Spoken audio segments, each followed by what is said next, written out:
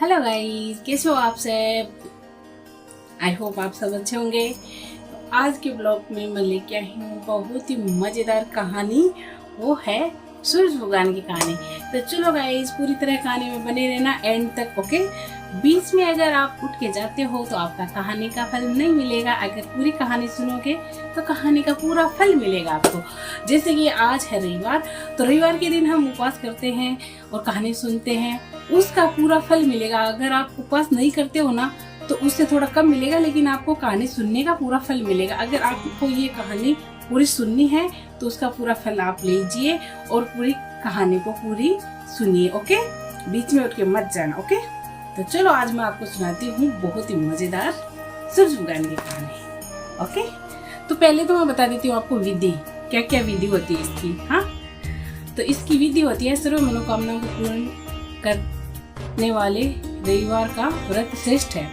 इस व्रत की विधि इस प्रकार है। प्रातः काल स्नान आदि से निवृत्त होकर स्वच्छ वस्त्र धारण करके शांत चित्त होकर परमात्मा का स्मरण करें, ओके गाइस। भोजन एक समय से अधिक नहीं करना चाहिए उपवास के दिन। एक समय हम भोजन करके पूरा दिन उपवास कर सकते हैं, उसको बोलते हैं उपवास। और बीच में फलाहार भी नहीं लेना चाहिए। अगर हम भोजन करते हैं तो सिर्फ एक टाइम भोजन ही करना चाहिए। और जैसे कि शाम के टाइम, अगर हम दोपहर को भोजन कर लिए तो शाम के टाइम पर हमको फलाहार नहीं लेना है। एक टाइम हमको दोपहर को खाना खा लेना है, उसके बाद में कुछ भी नहीं खाना है, चाय कॉफी के अलावा, ओके गाइस। तो उसे बोलते हैं उपवास। भोजन तथा फलाहार सूर्य के प्रकाश रहते ही कर लेना है, ओके। खाना खाना है या अगर आपको सागार करना है तो उससे प्रकाश से पहले पहले कर लो, यानी कि सूरज भगवान छिपने से पहले पहले ही कर लो। अगर आपको निगोड़ रविवार का व्रत करना है तो आप फलाहार लेना चाहते हो तो या दोपहर को ले लीजिए। दोपहर को नहीं लेना है तो आप अगर 4 बजे भी ले सकते हैं। सूरज भगवान के रहते रहते ही लेना है, छिपने के बाद में नहीं लेना है, ओके। इस रविवार का ये व्रत का नियम होता है गाइज, ओके। यदि निराहार रहने पर सूर्य छिप जाए तो दूसरे दिन सूर्य उदय हो जाने पर ही अर्घ्य देकर भोजन कर ले, ओके। व्रत के अंत में व्रत कथा सुननी चाहिए। व्रत के दिन नमकीन तलयुक्त भोजन कदाचित नहीं ग्रहण करना चाहिए, ओके गाइज। सूरज भगवान के व्रत में हमको क्या करना है, तेल की चीजें नहीं खानी है, ओके। सिंपल रोटी खानी है और नमकीन चीजें नहीं खानी है, जैसे कि नमक भी नहीं खाना है। जितना हो सके आप मीठी चीजों का प्रयोग करें, ओके। व्रत के दिन नमकीन तलयुक्त भोजन कदाचित ग्रहण नहीं करें। इस व्रत के करने से मान सम्मान बढ़ता है गाइस, तथा शत्रु का क्षय होता है। आंख की पीड़ा के अतिरिक्त अन्य सब पीड़ाएं दूर होती है सूरज भगवान के व्रत करने से। तो इसकी कथा है, तो चलो सुनो इसकी कथा, ओके गाइस। तो एक बुढ़िया माई थी, उसका एक नियम था बुढ़िया माई का। वो प्रतिदिन स्नान आदि करके सूरज भगवान की कहानी सुना करती थी और रविवार का व्रत करती थी। वह गोबर से अपने घर को लीपती थी और भोजन तैयार कर भगवान को भोग लगाकर स्वयं भोजन करती थी। यह नियम था बुढ़िया माई का। ऐसा व्रत करने से उसका घर अनेक प्रकार के धन और धान्य से परिपूर्ण था गाइस। श्री हरि की कृपा से घर में किसी प्रकार का विघ्न या दुख नहीं था। सब प्रकार से घर में आनंद रहता था बुढ़िया माई के। इस तरह कुछ दिन बीत जाने पर उसकी एक पड़ोसन, जिसकी गौ का गोबर वह बुढ़िया माई लाया करती थी, विचार करने लगी, ओके। पड़ोसी देखो ऐसे होते विचार करने लगी कि यह है वृद्ध सर्वदा मेरी गौ का गोबर ले जाती है, इसीलिए अपनी गौ को घर के भीतर बांध लेती हूँ, ओके। बुढ़िया माई को गोबर न मिलने से रविवार के दिन अपने घर को न लीप सकी, इसीलिए उसने न तो भोजन बनाया, न भोजन, न भगवान को भोग लगाया, तथा स्वयं भी उसने भोजन नहीं किया गाइस। इस प्रकार उसने निराहार व्रत किया। रात्रि हो गई और वह भूखी सो गई।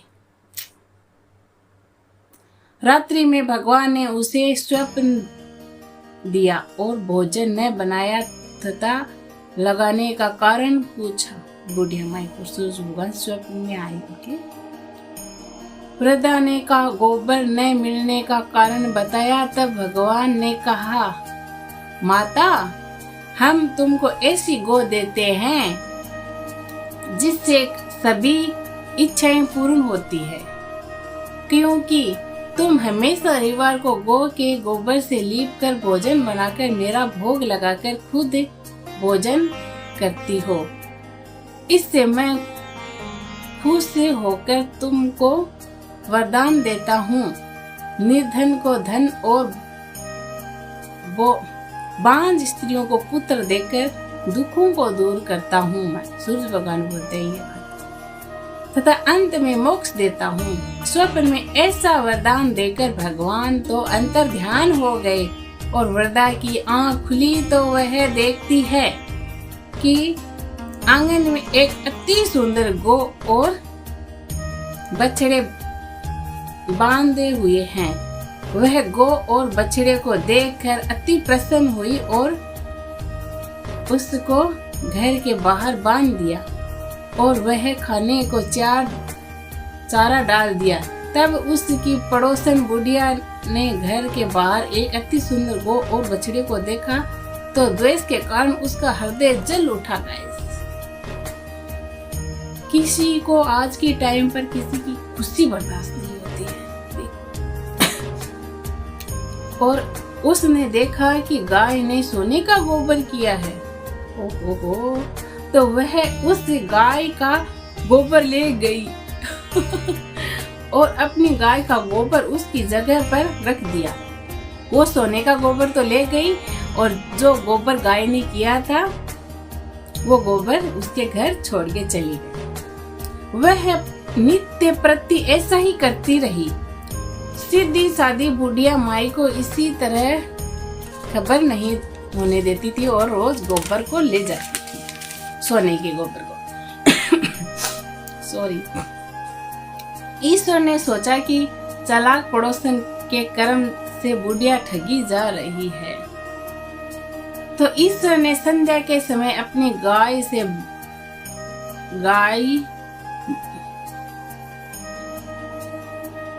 संध्या के समय अपनी माया से बड़े जोर की आंधी चलाई सूरज भगवान ने। बुढ़िया माई ने आंधी के भय से अपनी गौ को भीतर बांध लिया। प्रातः काल जब वृद्ध ने देखा कि गौ ने सोने का गोबर दिया है तो उसके आश्चर्य की सीमा न रही और वह प्रतिदिन गौ को घर के भीतर ही बांधने लगी। उधर पड़ोसन ने देखा कि बुढ़िया गौ को घर के भीतर बांधने लगी है और उसका सोने का गोबर उठाने को दाव नहीं चला, तो वह ईर्ष्या और डाह से जल उठी और कुछ उपाय न देखा तो पड़ोसन ने उस देश के राजा की सभा में जाकर कहा,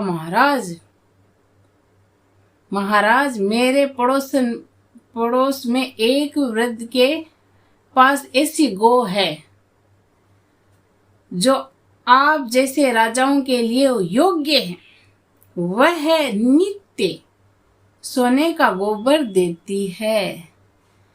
आप ऐसे सोने से प्रजा का पालन कीजिए। वह वृद्ध इतने सोने का क्या करेगी, ये बोलती है राजा को पड़ोसन।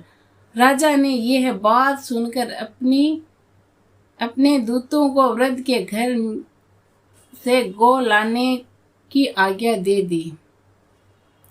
वृद्धा प्रातः ईश्वर का भोग लगा भोजन ग्रहण करने ही जा रही थी कि राजा के कर्मचारी गौ खोलकर ले गए। वृद्ध काफी रोई, चिल्लाई, किंतु कर्मचारियों के समझ कोई क्या कहता है, उनको क्या करना, कोई कुछ कहता है तो उनको तो राजा ने आदेश दिया था ना, वो लेके चले गए गाय को। उस दिन वृद्ध गौ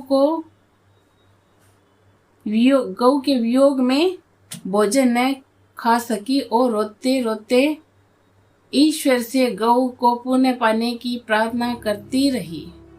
उधर राजा गौ को देखकर बहुत प्रसन्न हुआ, लेकिन सुबह जैसे ही वह उठा सारा महल गोबर से भरा दिखाई देने लगा।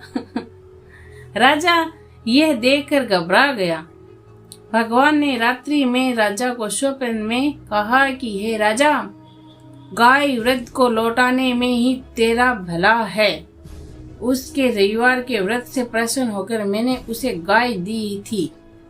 प्रातः होते ही राजा ने वृद्ध को बुलाकर बहुत से धन के साथ सम्मान सहित गौ और बछड़े लौटा दिया। उसकी पड़ोसन को बुलाकर उचित दंड दिया। ऐसे पड़ोसियों को ऐसा दंड मिलना चाहिए गाइस। इतना करने के बाद राजा के महल से गंदगी दूर हो गई। इसी दिन से राजा ने नगरवासियों को आदेश दिया कि राज्य की तथा अपनी समस्त मनोकामनाओं की पूर्ति के लिए रविवार का व्रत रखा करो। व्रत करने से नगर के लोग सुखी जीवन व्यतीत करने लगे। ओके गाइस, कोई भी बीमार तथा प्रकृति का प्रकोप उसे नगर पर नहीं होता था। देखो रविवार का कितना बड़ा महत्व है और कितना बड़ा फल मिलता है इस व्रत को करने मात्र से। और कथा सुनने का तो ठिकाना ही नहीं है, कितना फल मिलेगा। सारी प्रजा सुख से रहने लगी। ओके गाइस, तो कमेंट बॉक्स में जरूर लिखना ओम सूर्याय नमः। ओके, तब तक के लिए बाय बाय।